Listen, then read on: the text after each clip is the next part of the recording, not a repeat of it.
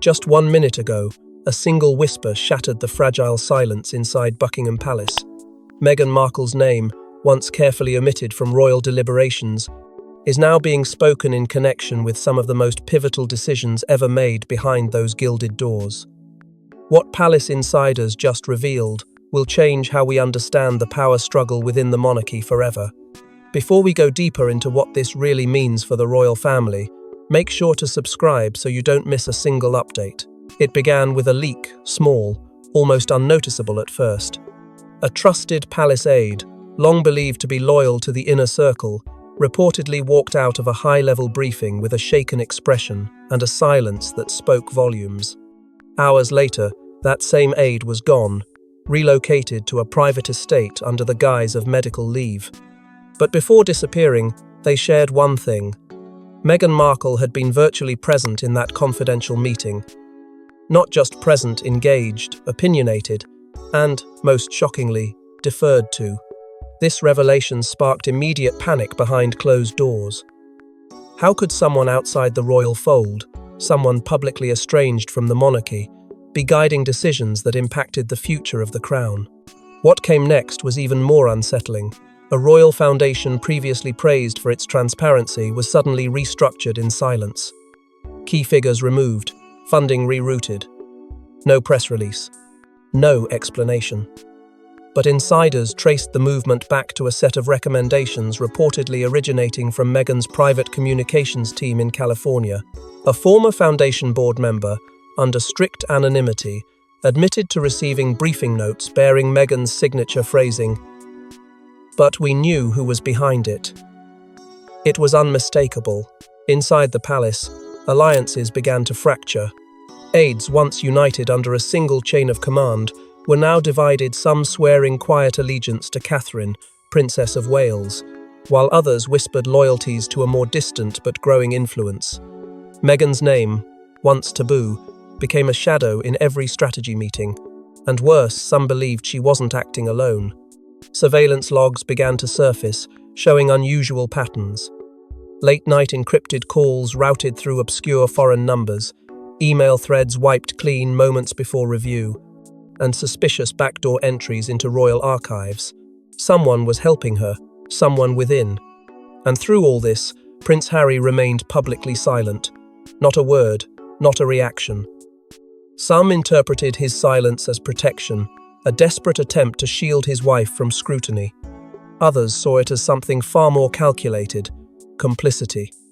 One palace official put it bluntly. He knows. He always knew. And he's letting it happen. But to truly grasp how Meghan inserted herself into the palace's most sacred halls of power, we must rewind to the very moment the Queen's authority began to slip and the void it left behind. After Queen Elizabeth II's passing, the royal family wasn't just mourning, it was unmoored. Without the anchor of her quiet control, new factions emerged, alliances shifted in the shadows, and into that silence stepped a presence no one expected to return. Meghan Markle. The Queen had long been the invisible thread holding the monarchy's internal machinery together. Her restraint, her silence, and her unshakable sense of duty formed the unspoken rulebook everyone followed. But the moment she was gone, that rulebook fell apart. It wasn't just the ceremonial grief that swallowed the family, it was disorientation.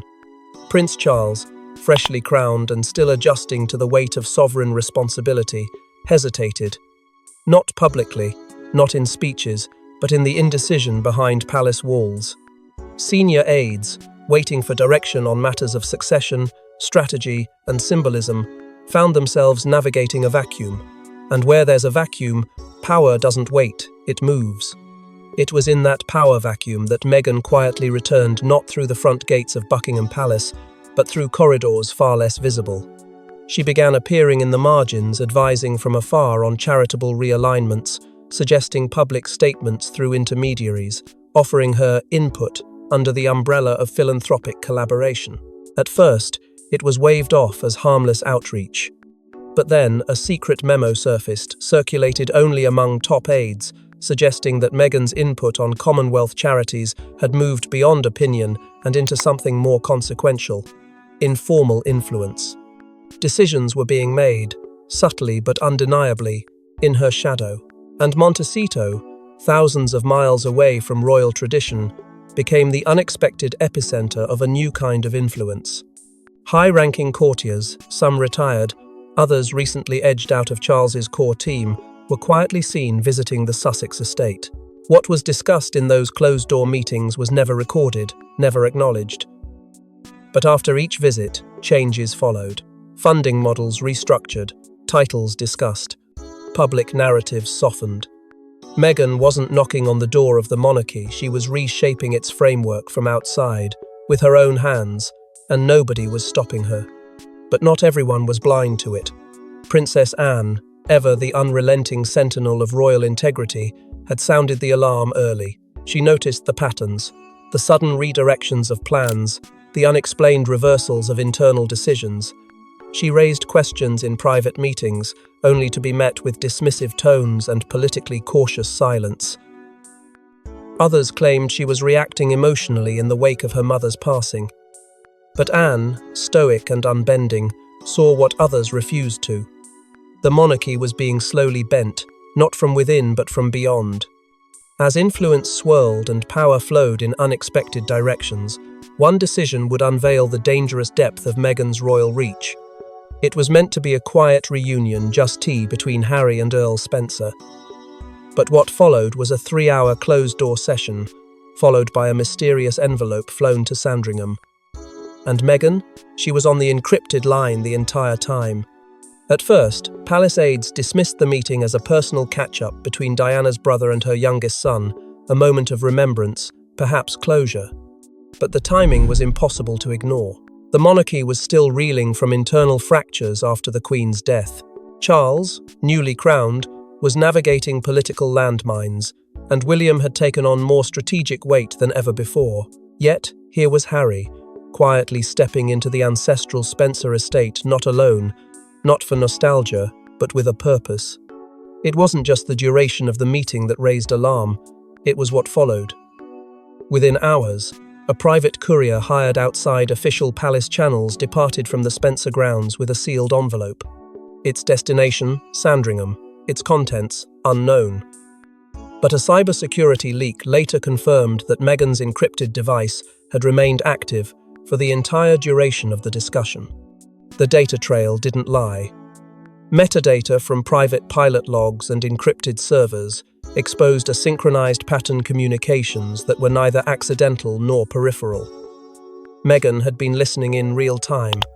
Even more shocking, one palace tech analyst revealed that a secured channel, previously restricted to senior working royals, had been rerouted through a Californian proxy. That kind of access doesn't happen by chance, it happens through planning, and someone inside had allowed it. But what could have been so sensitive that it required this level of secrecy? According to a source familiar with the courier chain, the envelope is believed to have contained entries from Diana's private journals pages that had been held in trust by the Spencer family, protected from royal archivists and never meant to see daylight. If true, it wasn't just a breach of emotional territory. It was an incursion into legacy, succession, and the very foundation of royal narrative. The implications were massive, because if Meghan and Harry now possessed Diana's unfiltered voice, they held a weapon, one that could shape public sympathy, question royal decisions, and reframe history itself. When William learned of the meeting's outcome, he was reportedly incandescent. One aide described his fury as controlled but chilling. The fact that Earl Spencer, Diana's own brother, had facilitated what now appeared to be a power move in Meghan's favour shattered years of tentative truce. It wasn't just a matter of family loyalty. It was about influence, optics, and the future of the crown. The move was later dubbed internally as the Spencer Gambit, a calculated alignment with Diana's lineage that could challenge the very image of who should be seen as the true heir to her legacy. In public, nothing seemed amiss. But inside the palace, the storm had already begun. Meghan's connection to Diana, once seen as homage, now stood accused of being a tactical resurrection. She wasn't invoking memory, she was deploying strategy. This wasn't about reclaiming space. It was about rewriting the entire board. But while this quiet maneuver raised eyebrows, what followed next, an anonymous veto from the Privy Council, exposed Meghan's hidden hand in the very heart of royal governance. Buried deep in an administrative log no one was meant to read, a veto was quietly stamped. A proposed regency clause meant to shift power temporarily to Catherine was mysteriously blocked, and the only fingerprints that remain lead directly to Meghan's private legal advisors. The clause itself was meant to be a formality, a safeguard designed in anticipation of King Charles's deteriorating health. A temporary regency, placing decision-making authority in the hands of the Princess of Wales, had garnered discreet consensus among senior aides and close royal allies. Catherine had not sought it. In fact, she had reportedly expressed hesitation, knowing full well the optics such a move might invite. But the crown needed a stabilizing force, and behind the scenes, the machinery was already in motion. Everything seemed aligned. Legal drafting had begun. A select circle within the Privy Council had signalled tacit approval, and Charles, though cautious, had not objected. Yet, just days before the clause was to be enacted, it vanished from the agenda. No debate, no explanation, just a sudden, chilling halt. Behind that halt, a trail of paper and encrypted messages began to surface. Overnight, new legal reviews were introduced, raising procedural challenges and constitutional technicalities no one had mentioned before. The source of these objections, a law firm known for its historic ties to Sussex business dealings. At first, the connection was dismissed as circumstantial. But then, a name appeared. Meghan's former attorney, a high-profile figure in London's legal elite, was confirmed to have held 2 unrecorded meetings with unnamed palace advisors in the days leading up to the veto. Those meetings were never logged. Their content remains undisclosed. But what followed was undeniable. The regency clause was dead on arrival.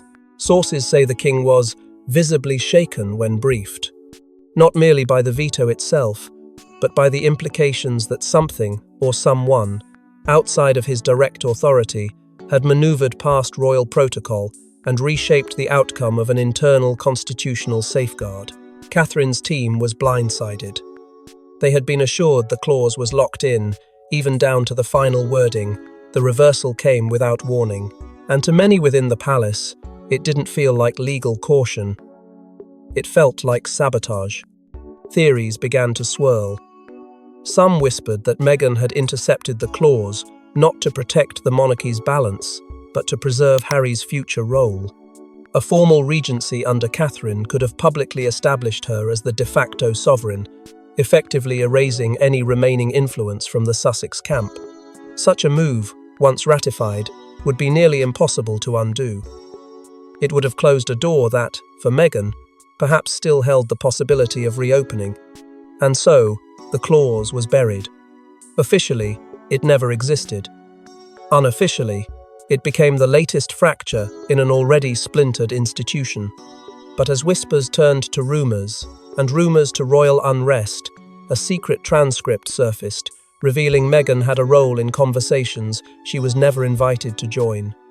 Deleted, erased, vanished from the palace records, but a digital echo remained. One transcript, accidentally backed up to a secure archive, revealed Meghan's voice in a conversation meant only for the King, William, and the Archbishop of Canterbury. The discovery was accidental, a palace cybersecurity review triggered by routine maintenance.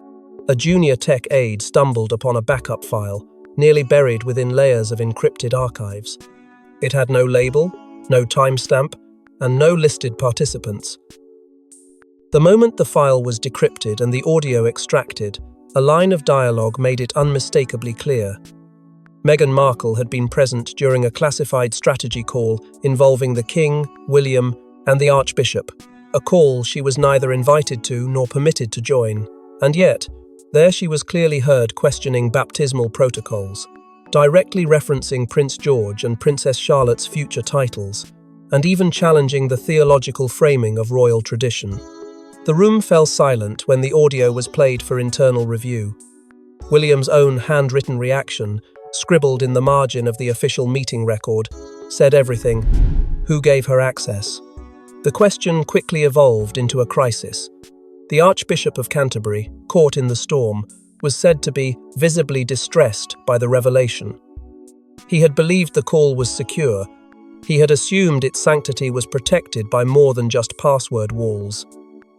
Under immense pressure, he reportedly insisted that the transcript be deleted, stripped from all accessible systems before it could leak. It was a move meant to contain the damage, to preserve not just the church's dignity, but the monarchy's illusion of control. But in this digital age, nothing dies quietly. The backup, saved on a server intended for internal continuity testing, remained hidden until now. The whistleblower who restored it was no rogue outsider. They were palace-born, trained, and trusted until trust began to erode. After witnessing the Regency Clause sabotage and the silent legal reversals tied to Sussex interests, they made a choice. If the monarchy was being manipulated from within and without, the truth deserved air. With the transcript in hand, they approached a senior advisor on Catherine's team, someone already alarmed by recent shifts. From there, the storm broke. A desperate scramble followed. Palace legal teams moved to discredit the file, calling it a potential AI-generated forgery. Experts were commissioned. Statements were drafted. But the tests came back conclusive. The voice was real. The words were authentic. And Meghan had, once again, crossed a line no one thought she'd dare approach. It wasn't just the content of the call that shook the palace, it was the context. Meghan had inserted herself not just into family affairs, but into matters of constitutional, spiritual, and symbolic weight. The future roles of George and Charlotte weren't casual discussion, they were national identity. Her presence in that conversation implied more than interest, it suggested influence. And that influence had been concealed, denied, and now exposed. Questions arose with ferocity. Who allowed the access? Who tried to delete the evidence? And how far had this network of quiet manipulation already reached? But while the palace fought to bury the transcript, another piece of evidence emerged, this time physical, undeniable, and deeply unsettling. The sealed dossier. Early dawn, a red dossier, hand-delivered to King Charles by Princess Anne herself. Inside, documents and audio recordings that confirmed Meghan's strategic role in royal decision-making. And for the first time, Charles didn't just look surprised, he looked betrayed. It began with whispers, as all royal tremors do. But this time, the weight of proof was impossible to ignore. The red dossier, sealed under the highest internal security classification, was the culmination of months of internal surveillance, hushed testimonies, and silent coordination between trusted insiders led, in large part, by Princess Anne. Long regarded as the monarchy's most unflinching protector, Anne had kept her suspicions close, watching as chaos slowly infiltrated the palace. But when Meghan's fingerprints appeared one too many times on decisions that should have been sovereign, Anne acted. She bypassed the bureaucrats, ignored the handlers, and took the evidence directly to her brother. What lay inside the dossier would destroy whatever illusions remained of control, loyalty, and unity within the royal household. The contents were devastating. A series of confidential emails traced back to Meghan's team laid out detailed strategies for influencing public narratives tied to sensitive royal decrees, documents that predated official palace announcements by days, even weeks. Press headlines were not reacting to royal decisions. They were shaping them. Included was a log of encrypted calls between Meghan and a senior legal advisor, formerly associated with Constitutional Council conversations that crossed lines of protocol, privacy, and authority. Most damning was a recorded call, buried deep in the final section of the dossier, in which Meghan could be heard advising on the framing of a royal inheritance shift, a subject strictly reserved for the sovereign and his immediate heirs. This wasn't commentary. It was counsel, and it came from outside the walls of power. Charles, according to insiders, read in stunned silence. But when the audio played, the room changed. For a man who had once extended olive branches, endured public blows, and tried to keep the family from fracturing further, this was the final crack. Within the hour, he summoned his most senior staff and ordered an emergency family meeting. The name of the operation marked on the cover of the dossier was clear and chilling. Operation Valkyrie. Internally, it had become shorthand for a protocol once designed to identify and contain any internal threat to the sovereign's authority. No one ever imagined it would be used against a member of the family. And yet, here they were. Camilla's response was immediate and unrestrained. Sources say her reaction was volcanic. She reportedly demanded an immediate public distancing from the Sussexes, warning that continued silence would be interpreted as complicity. "If we don't act now," she's said to have told Charles, "we may never reclaim what's left." But Charles, ever the measured monarch, refused a hasty move. He needed more than outrage. He needed strategy. And while the family gathered to absorb the blow, one figure moved alone, against protocol, against expectation: Catherine, Princess of Wales. With the family in crisis and power slipping from traditional hands, Catherine, Princess of Wales, made a move no one expected, breaking protocol to confront the truth head-on. No cameras, no courtiers, just two women once dubbed the monarchy's future standing in silence before unleashing years of pent-up truth. What Catherine said to Meghan behind those locked doors sent shockwaves through palace walls and changed the nature of their rivalry forever. It wasn't scheduled, it wasn't sanctioned, and it certainly wasn't expected. After weeks of internal chaos and one revelation after another, Catherine made a move that defied every royal protocol she had once defended. She requested a private, undisclosed meeting with Meghan outside London, away from the grasp of palace handlers and beyond the walls of Kensington or Montecito. What began as cold civility quickly unraveled into confrontation. Meghan arrived armed with confidence, unapologetic and unshaken.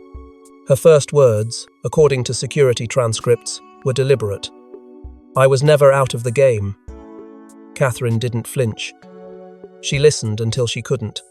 And when she finally spoke, her voice cracked under the weight of the monarchy she had tried so desperately to protect.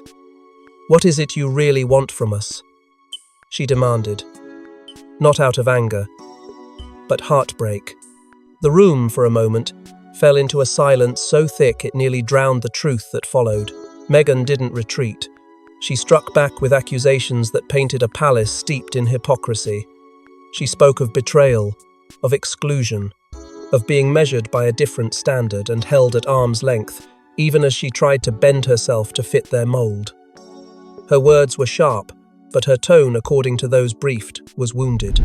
She didn't just accuse the palace of selective loyalty, she accused them of orchestrating a slow, calculated erasure. Catherine, cornered between duty and devastation, didn't offer rebuttals. She didn't plead. She simply held her ground and made it clear the line had been crossed. It wasn't just about press leaks, or foundation meddling, or even influence anymore. It was about the soul of the institution, about the example being set for George, Charlotte, and Louis, and about the damage already done. The conversation, though private, wasn't entirely undocumented. For protocol protection, security staff had discreetly recorded the dialogue, understanding that what was said in that room might one day need to be reviewed by the Crown itself. And that moment came far sooner than expected. When William heard the recording, he reportedly stood still for several minutes. Then he turned, placed both hands on the table, and uttered 4 words that would mark the beginning of the palace's response. "This ends now." Those who know William say he is rarely impulsive, but that day, something changed. There was no longer room for neutrality, no more time for silence. But ending Meghan's influence wasn't as simple as shutting doors, because her fingerprints were already on the future of the monarchy itself. It's not just about meetings and memos, it's about heirs, about the next generation who will carry the crown and the stain of conflict. As palace insiders dug deeper, they realized Meghan's influence had shaped key decisions involving royal succession, and it may be irreversible. Beneath the chaos of public scandal and whispered betrayals lay a quieter, far more consequential battlefield: lineage. While the spotlight was fixated on press headlines and protocol breaches, a different game was unfolding, one centered on the legacy of titles, roles, and the crown's future guardians. It began with questions surrounding Archie and Lilibet. Why were their titles delayed? Why were they acknowledged in some internal documents and omitted in others? A closer look revealed that the inconsistency wasn't just a bureaucratic oversight, it was deliberate. Meghan had lobbied, indirectly but persistently, for parity. She used calculated interviews, strategic pauses, and cleverly timed narratives to draw attention to the injustice. And behind it all, media pressure became a silent weapon, applied with precision. More troubling was the revelation that a PR firm linked to Meghan's wider network had been coordinating selective leaks to global outlets, leaks that weren't focused on her children alone, but on Catherine's. Specifically, Prince George. Stories emerged anonymously, sourced but carefully angled, raising concerns about his upbringing, his emotional well-being, and his exposure to royal expectations. While framed as sympathetic, palace aides saw through the spin. The goal wasn't empathy, it was disruption. By humanizing one child while questioning the conditioning of another, the public narrative subtly shifted. Catherine, usually impenetrable in her composure, reportedly reached a breaking point. She accused internal teams of failing to shield her children from manipulative optics, declaring that the monarchy had lost control of its own story. And then came the legal draft. Unearthed by an internal auditor reviewing succession files, it was labelled simply, Contingency Revision Proposal. What it outlined was nothing short of explosive. An alternative order of succession quietly circulated between legal advisors suggested a scenario where royal titles could be redistributed based not solely on bloodline, but on geographical neutrality and public favourability. It was theoretical, yes, but someone had taken the time to draft it, review it, and submit it into record. The timing aligned disturbingly well with the rise of Meghan and Harry's global popularity. It was never approved. But its existence confirmed one thing. Conversations about reshaping the future of the crown had already happened. And then, almost as if timed by fate, Prince Philip's sealed letter was opened. In accordance with his final wishes, it was to be read only upon the emergence of a royal constitutional threat. The message was stark. He warned of foreign influence disguised as grievance, and pleaded for the monarchy to remember that clarity of bloodline must never be clouded by the noise of the world outside these walls. It was a chilling epilogue from a man who had witnessed the monarchy survive war, exile, and scandal, but feared that internal erosion, masked as modernity, might be its final undoing. And now, as the royal family attempts to regain control, a final leak may obliterate every attempt at damage control, revealing the truth Meghan never intended the world to see. Hidden in a private archive in Montecito, one memo remained addressed to Harry, never meant to be seen by the palace. But when it leaked, it proved beyond doubt what many feared. Meghan had never stopped influencing the monarchy. She'd simply changed tactics. It was a confidential file recovered by a disillusioned aide, someone once aligned with the Sussex Circle, but now questioning the lines between liberation and manipulation. The document, innocuously titled, "If They Close the Door, Build Your Own Castle," wasn't a manifesto. It was a blueprint. Inside were strategy notes detailing a long game of narrative control, reputational positioning, and soft power acquisition, all executed without ever stepping foot back into the royal court. Meghan had outlined a system where influence didn't rely on titles, but on timing, silence, and carefully crafted disruption. She had predicted the palace's reactions before they occurred, and tailored her media moves to counter them in real time. This wasn't exile, it was reinvention. What stunned insiders most wasn't just the detail, but the tone. The memo referenced specific royal events, jubilees, state funerals, and press briefings, and described each one as a moment of timed chaos. Moments where vulnerability could be amplified and loyalty quietly redefined. While the royals clung to formality, Meghan worked through shadows. Her strategy leveraged foreign outlets, particularly in the United States and Australia, framing her narrative through sympathetic lenses while seeding quiet doubts about the Crown's transparency. The memo even named target publications and favoured correspondence. This was not grievance, it was orchestration. And then came the handwriting.